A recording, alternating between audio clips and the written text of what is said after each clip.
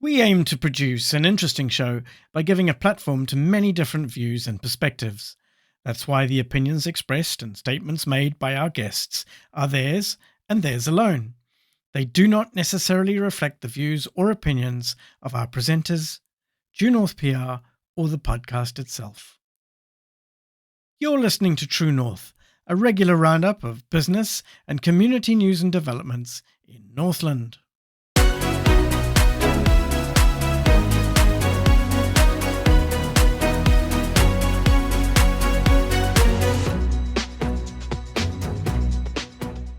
Hello and welcome to True North. Thank you for taking the time to listen. It's Wednesday the 29th of October. I'm Peter Heath. On the show ahead, there was some really nasty stuff. A lot online, which I felt like, keyboard warriors, but quite a bit of it. But I also had people that I had good, close, long-term relationships with that said, don't come to my house. I speak with Matt King, now an Okaiho beef farmer, but formerly the National MP for Northland, about his precipitous journey from political mainstream all the way over to the fringe. We stay clear of some of the more controversial perspectives that took him on that journey, but talk in depth about the human story behind the developments that took him from basking in the sunny political uplands as National's telegenic darling on various subcommittees and portfolios, to the bloke that nobody wanted even within 10 kilometres of a ribbon cutting. First though, a look at what's happening in business and community news across our region.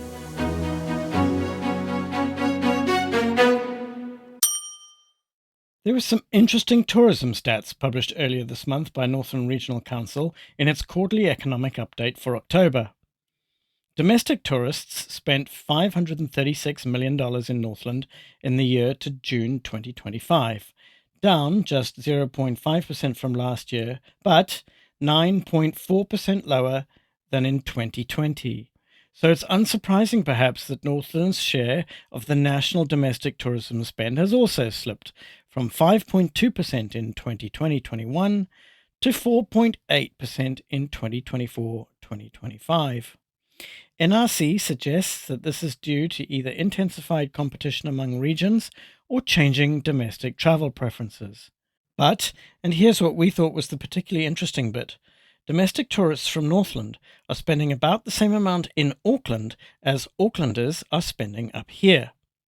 For the year ending December 2024, Northlanders holidaying in the City of Sails spent $251 million, $6 million more than Aucklanders spent in Northland.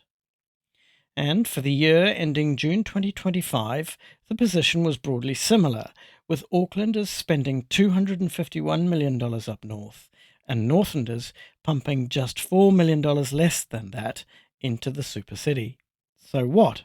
Well, take a listen to episode 9 of True North, where Northland Corporate Group's Julian Smith outlines Northland's value to Auckland and the fact that we have the potential to contribute even more greatly to the Auckland regional economy.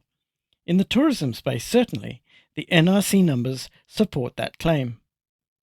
We were keen to understand that the Northland expenditure in Auckland was purely tourism related and not just down to Northlanders travelling south to do their shopping.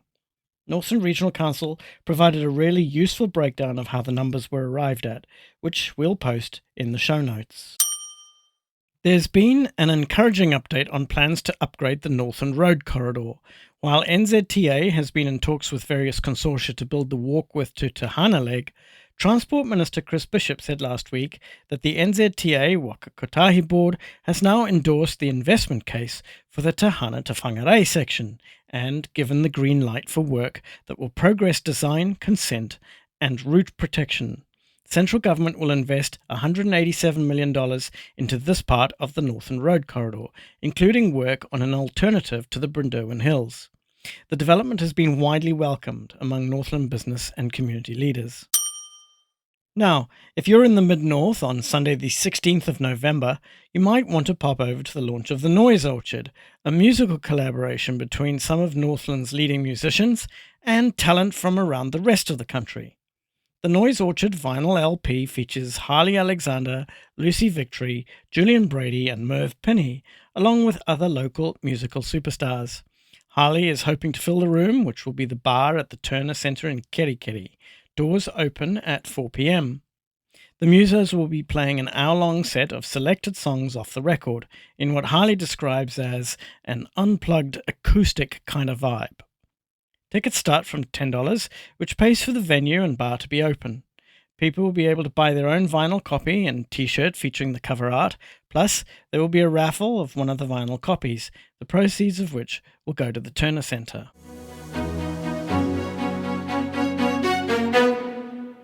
Now, just before we kick into this week's conversation, a quick appeal from me.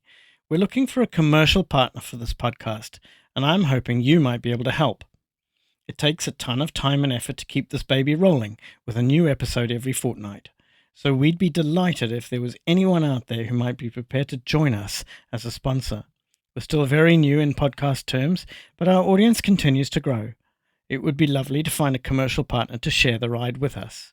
If that's you, or you think you know of someone we should be approaching, please drop us a line at truenorthpr.co.nz. We'd love to hear from you. Thank you.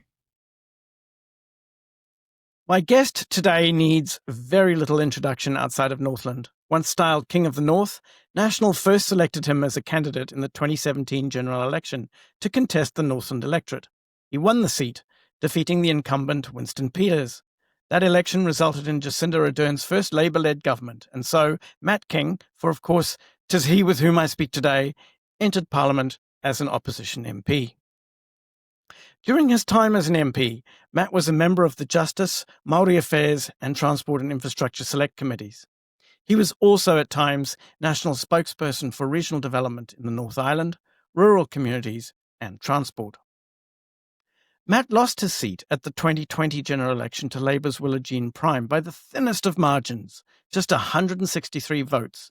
In 2022, in the teeth of the COVID pandemic, and while he was still very much in the running as National's pick to contest Northland in the 2023 general election, Matt took a sustained and very public stance against vaccination mandates, a move that incurred the displeasure of the National Party. This led to his resignation from the party and, in due course, his involvement in a startup party, Democracy NZ. That party failed to fire in the 2023 elections and soon became a spent force. Since then, Matt has spent his time running his beef farm near Okaiho. Hi, Matt. Thanks very much for joining us on True North today. Thanks, Peter. It's a pleasure. Absolutely. Good to see you. Matt, I have so much to ask you. I don't even know where to begin. First, though, I have to say, you're looking good, fella. Your time out of the spotlight has been good to you. How much time are you spending at the gym? Oh, Pete, I can tell you this, the stress levels are way down, just farming life, no kids at home, just my lovely wife and I. It's really, life's pretty good at the moment. So, yep, going to the gym regularly, try and help the middle-aged spread. So, yeah, no, I can't, I'm not complaining. Oh, I feel it. Hey, talking about the farm, tell us about it. Are you just doing beef? How many head? Yeah. Look, I've got a beef farm, Angus beef. We're a breeding unit, so we're a hill country farm, steep hill country. So we breed the cattle. We've got about 160 head of breeding cows. We send our weaners off every year, and we get a very small check, and we get a meager existence and life out of doing that. Oh, fantastic. Now, Wikipedia tells me you're completely off grid. How did you get there, and how's it working for you? What tech are you using? So it was always a dream of mine to be independent off the grid and self-sufficient. That's always been something I've been dreaming about all my life. And when I purchased the family farm a few years ago, I decided to cut the 5 acres in the farmhouse off, which my father and mum and dad retained, and that came off the price of the farm. So we had a big farm, but no dwelling. So we put up a shed, and we kitted it out, and we were off grid with 31 panels and 2 inverters and 2 batteries, and we live a good lifestyle. We don't get an power bill any time soon, and when the power goes out, which it does in Northland a lot, we're sitting up there nice and warm and very happy. So no, I can recommend it. The reason I did it, was because we're quite a far distance from the power supply grid, so it was cost effective to do it. So that's what we did. Yeah, no, absolutely. Oh. Good stuff. So look, and I know that 9 out of 10 people listening to this episode are tuning in because they want the answer to just one question. And that question really is, why? Why did you do it? Why did you have to go full bore ballistic? Why couldn't you have just kept your mouth shut and ridden into Parliament again to fight your battle from the inside? Now, I'm going to get to that in a moment, but first, I'm going to ask you the same question that I asked Peter Tipene. What's your take on how Northland is doing socially, politically, economically?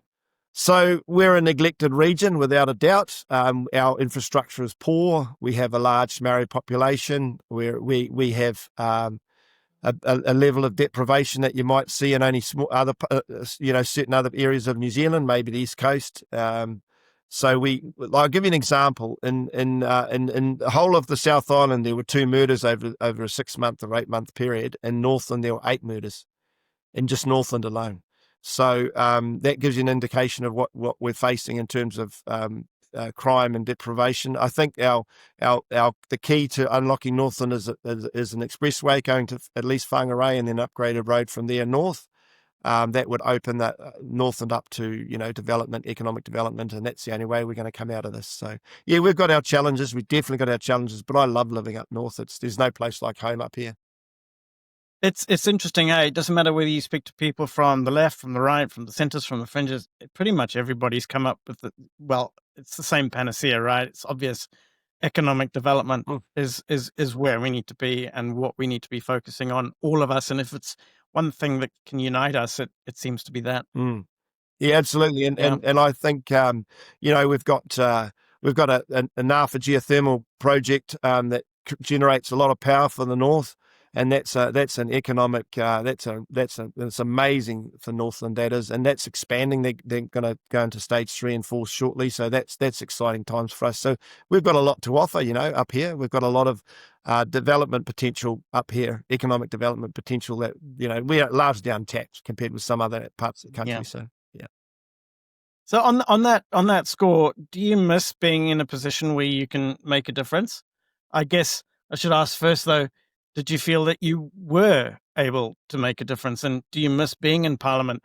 Or is it a bit of a relief to be out of that dogfight? Look, Peter, I had this idea that I'd be able to, push for Northland and make a difference, and believed that I could do something. And I potentially could have been, but not as a backbench MP in opposition. When you're a backbench MP in opposition, you're in the bottom rung of the ladder. So, I mean, I was fighting and advocating for Northland all through my 3 years, and I fought hard to get the expressway, less advanced. That the Labor government of the time, together with New Zealand First and the Maori Party and Greens, they pushed back and didn't want the expressway for Northland, and now only decided they wanted it during the election period. So I pushed really hard. But realistically, as a backbench MP in opposition and as a junior MP, you had no power. The only positions where you can have power is when you're in government and when you're in the as a minister. So, I mean, I was in the bottom rung of the ladder and I was just learning. But I did have a belief that I could help. Yeah, I did. Yeah.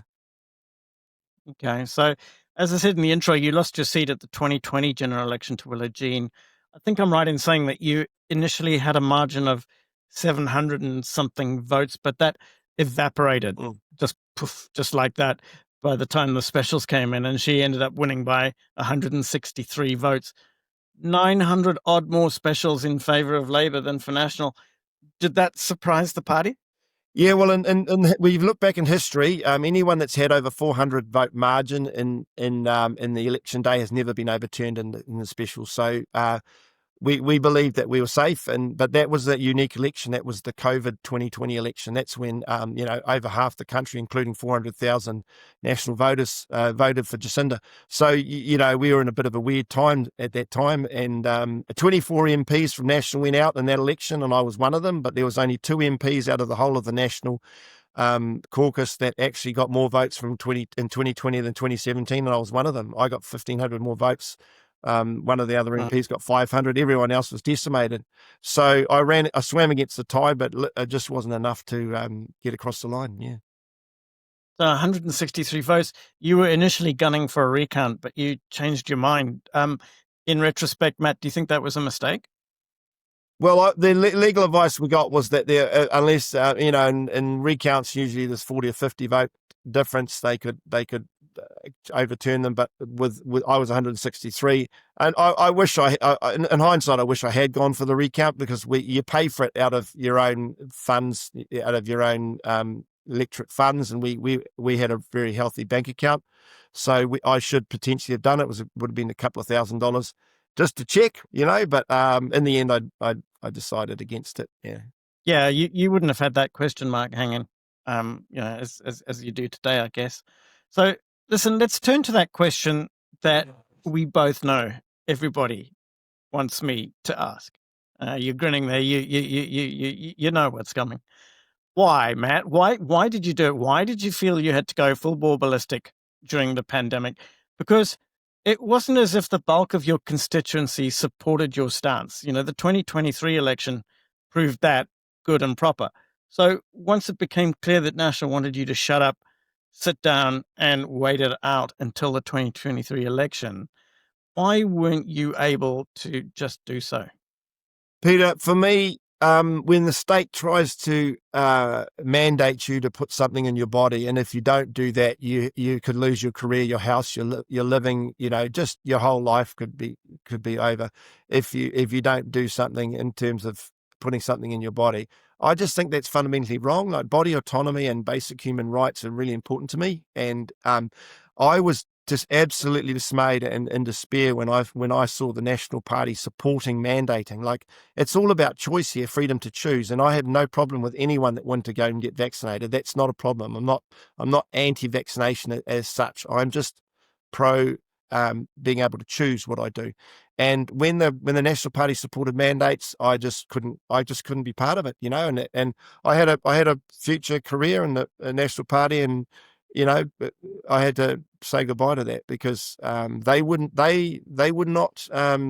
In their own constitution, it says individual freedom and choice. It's a line in one of the main lines in one of the 10 lines in the National Party constitution. And I go, where is individual freedom and choice in mandating people? So it was my line in the sand, Peter, and I don't regret taking that stand. I mean, I lost a lot, but I lost a lot less than a lot of other people around the country. Yeah. Okay. So, Matt, what was that interim time like behind the scenes while you were still National's blue-eyed boy in Northland, but you were starting to rock the boat? So, can you give us an idea of some of the conversations that were happening behind the scenes and the tone of those conversations? What was it like sitting in your chair? Okay, so officially the National Party they won't acknowledge it, but what happens is senior MPs talk to junior MPs and give them guidance. And some of the MPs said to me, if you run a long career in the National Party, and it would be any party, I would imagine, but the National Party is only one aspect I know about. If you want a long career and you want to become a minister, you have to learn how to toe the line and keep your mouth shut. And you need to walk out of that caucus room. And if the caucus decides a certain way, you have to back them. And the idea that you as an individual have any say in anything is really, it's a bit of a myth. So, I was told when early on, when I was pushing back on the climate change rubbish, and I'll call it that, the climate change myth, I basically was told that if you want to stay in the National Party and have a career in the National Party, you should shut your mouth. But when it came to the mandates and the vaccines, everything, I knew fundamentally something wasn't right there, and I wasn't an MP because I'd been out. I was out, I was out at 2020. So, but I was in line to be the MP again and to run for National. There was no. Yeah, you were still the heir presumptive, right, at that point. Yeah. I mean, I theoretically could have been challenged, but I was there. I was the guy probably that would have been selected. Anyway, I just said no. I can't be part of this. And I don't want to. So let me push you on that. What was it like? Were you getting were you getting fraught conversations from people? Were there emails coming from national Mm. headquarters in Wellington? Were you getting any guidance? Were you getting any official guidance? No, nothing in writing, but I had Yep. supporters. I had senior members of the National Party in Northland say to me, if I don't go and I'd put a video clip up or a photo of myself getting vaccinated on Facebook or social media, then they were going to withdraw their support for me. Which was, that was one individual, but he was he's the MP now. He told me I won't support you, and he's a former a board member, so he was high up. He's been in the National Party for years. He's a yes man for National, and he told me, look, I withdraw my support, which I said, well, I'm not going to do that. So yeah. I Okay. look, the conversations were such that they said, if you're going to continue on this path of being outspoken against the mandates, which is against what the National Party have publicly stated, then you have no future in the National Party. That was made pretty clear to me by a number of people. Okay. Yeah. Was there a particular incident or a particular point in time or a particular social media post where it became clear to you that you'd just burned your bridges with National and that you didn't have a chance now of being nominated the first time round? Was there an actual moment in time? Look, I believe that the point that I probably was no going back was I posted about ex-Pfizer ex-chief executive called Reardon. I think his name's Michael Reardon. I put a post up on social media where he basically came out swinging against the vaccination, and he's outspoken still. And I knew then that was probably the point of no return. Like, that probably would have got the backs up of some of the senior members of the National Party at that point. But the real turning point, the top point when I knew there was never going to be any coming back, was when I resigned from the party and joined the protest in Wellington at the Parliament grounds. And I knew then, Right. it doesn't matter what I did from then on, I was gone. Yeah. Was there what did that moment in time feel like in your gut, Matt? You'd invested a ton of time, effort, treasure, reputational capital in that long, tough selection and nomination process, and it is long, it is tough, it is expensive. So how did you feel when it became clear that you just lost the support of the party? Look, it was the right thing to do, Peter, and sometimes you've just got to make a stand on principle, and to hell with the consequences. How did you feel? Did you feel liberated? Did you feel sad? Did you feel gutted? Did you feel what was in your heart at that point? I felt that the National Party had, I know it's a cliche, but I felt the National Party had left me. I was gutted. I was absolutely gutted that people that I respected, and I respected a lot of the National MPs, decided to pick their careers over their principles, and that's what they did. I know some of them privately have told me that they were not supportive of the mandates, but they went along with it because they wanted to keep their careers going. And I understand that too. But I'd say gutted, dismayed, despair. But I also felt that I could not live with myself if I just buckled down and kept my mouth shut and carried on. I mean, I'd be an MP now, and I'd be potentially a minister in the future, and all of that. But I felt like I would have sold my soul to the devil if I'd done that. Interesting. Okay. So these pivotal moments can be tough, not only for the individuals concerned, as I've just sort of explained, but also for family members. How was Sarah through all of this, and your kids? Look, we got attacked a lot. Like, I've never been attacked so much socially online. Even people that I considered friends and associates, and I've never ever been so mocked and blocked and criticised, and some really hurtful stuff said to me. And all I was standing up for was a person's right to choose, And I kept saying that to myself. I'm not asking you not to get vaccinated if you don't want to. I'm just asking for my right to choose what I put in my body. And I thought that that's a fundamental right, that if we lose that right, we've lost everything. There is nothing more essential and basic to human right as to decide what you put in your body. So was the reaction actually mean? I mean, for example, I've always gently teased you. I've always called you my favorite conspiracy theorist. Yeah. and that's just gentle teasing between mates. Tell me, was there some really bad stuff that went down? Look, the sort of like the ribbing that you and I gave each other was just absolutely good natured banter. I knew where you stood, and you knew where I stood, but that doesn't mean that that would get in the way of our association. It's all good, but there was some really really nasty stuff. A lot online, which I felt like keyboard warriors, but quite a bit of it. But I also had people that I had good, close, long-term relationships with that said, "Don't come to my house unless you're vaccinated," or "Don't," or I don't want you coming to this event," or my daughter was told that her flatmate's parents told her they didn't want her them to keep her as a flatmate. Just tremendous pressure put on all of my family to when I was taking the stand. So life would have been a lot easier, Peter, if I'd said nothing, kept my head down. That is a fact. I could have flown under the radar a bit, but yeah, but I just think my wife's quite happy I'm out of politics, because it's a mug's game, really. It's a mug's game. I've always said I was talking to a mayoral candidate just yesterday and saying, Jesus, you need a skin as tough as tough as leather's nothing. You need a skin as tough as some really tough thing. Absolutely stunning. Yeah. I just don't know how people do it.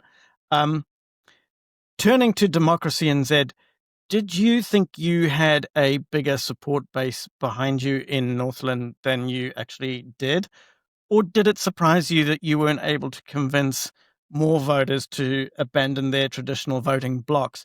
Because surely one of these things is true, right? Either you had a bigger support base, either you thought you had a bigger support base than you did, or those supporters chose to stick with their traditional voting blocks.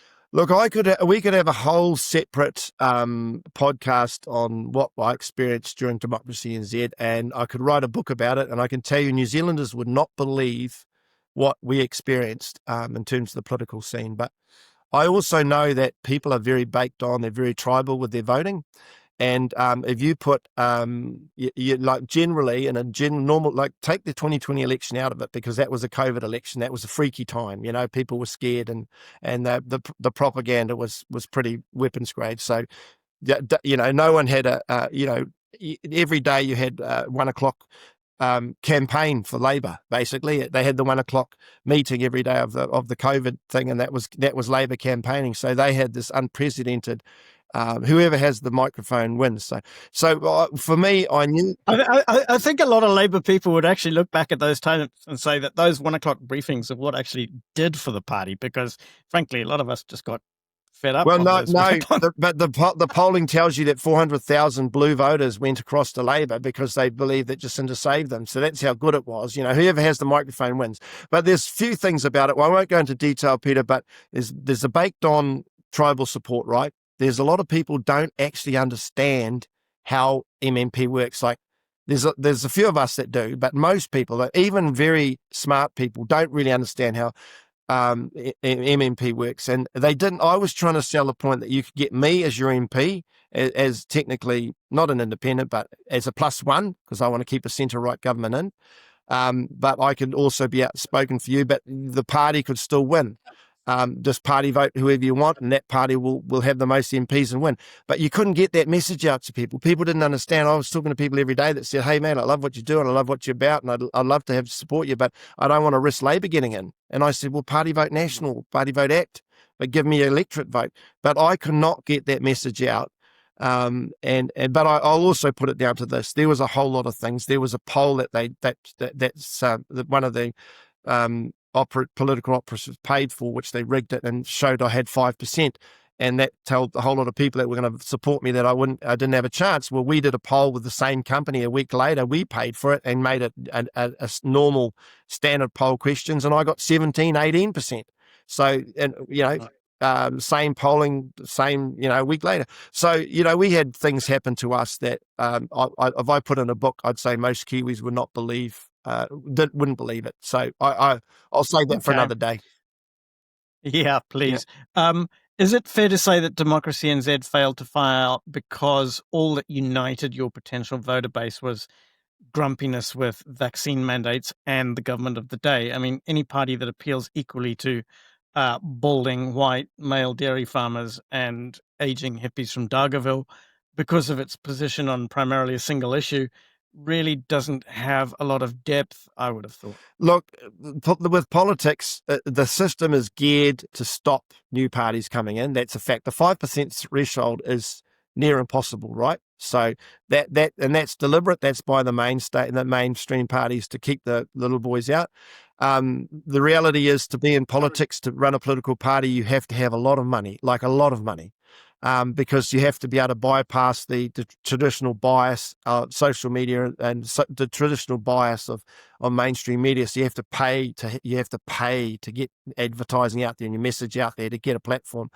And with money comes obligations, and some of those obligations we couldn't wear. So I mean, I had plenty of money offered to me to run the party, but the party had to be run a certain way, and we had to say a certain thing, and we wouldn't be prepared to do that. So, I mean, politics is a corrupt and rotten, and I would say more of a theatre. I call it theatre. When you look at Wellington, you look at what's happening in Parliament. The debates, they're not debates; they're just theatre. Is there room in New Zealand for another minority party, do you think, drawing from your lessons and your experience? I think there is very much a need to have small parties that, I mean, when you look at ACT, who started out with one guy, and they were one guy for quite some time, and now they're very strong, and getting stronger. And I think if we're just relying on the two main parties and a racist party and a we really do need to have other smaller parties in there. We really do. But the way it's rigged, it's really hard to do. Yeah. So what's your view on MMP? I think previously you were talking about its complexity. Is it an effective method of government? Is it an effective method of basing a democracy on? Or is first past the post a much more workable thing that the electorate understands? Look, I think MMP is better than first past the post, but only marginally. And I think MMP needs there's a mixed. The third option, I think would be something we should look at. I think that one of the things about MMP is having Maori seats means that they're gaming the system. Like MMP allows with Maori seats allows that overhang, which is how the Maori party survive. And so I think that's fundamentally wrong. I think, I see so many things happening in MMP where the tail's wagging the dog, and that's what happens. You've got the likes of New Zealand First, who do some good work, but are equally bad. They basically dictate, what happens in government, and because their votes are required to run government. So I think in some situations it's unhealthy, but I do not know the answer to that. What the perfect system would be. I don't think there is one. So, Matt, what are your plans? Is there a political resurrection on the cards for the King of the North? No, I've been there, done that, Peter. I've got the T-shirt. I understand how the system works, and I am right out of it, and happily right out of it. I care about my family, friends, my community, and my country. I absolutely do. But I've realised that things are not as they appear to the average punter out there. What they think, how things operate, and how they truly operate is totally different. And I've been there and I've done that. Been inside of police. I've been inside Parliament. I understand it. I understand what's going on. So for me now, my priorities are my family, my friends, and my community, and then my country, in that order. And then your cattle. Yeah, well, I love my farming. And there's no money in it, but it's a lifestyle. And yeah, I do enjoy it, and I get to spend time, catch up with friends and family. And so my life's very different from what it was, Peter. It's very different from what it was, but I'm a happy man. You look it. You look it. Matt King, thank you very, very much indeed for talking to us today. You are looking great, and all the very, very best for whatever comes next, Matt. Thanks very much, Peter. Appreciate it. And that's all for today's program. Many thanks to Matt King. True North will return in 2 weeks' time, on the 12th of November, when I'll be speaking with Whangarei business owner Katie Mantino about Go With Grace, a Northland-based initiative she founded that guides and supports New Zealanders through their experiences with death and dying, a topic that she says Kiwis don't deal with and prepare for anywhere near enough. Join us to hear Katie talk about her moving and deeply personal journey through this space. I can promise that you'll be glad you did. I'm Peter Heath. Thank you for listening.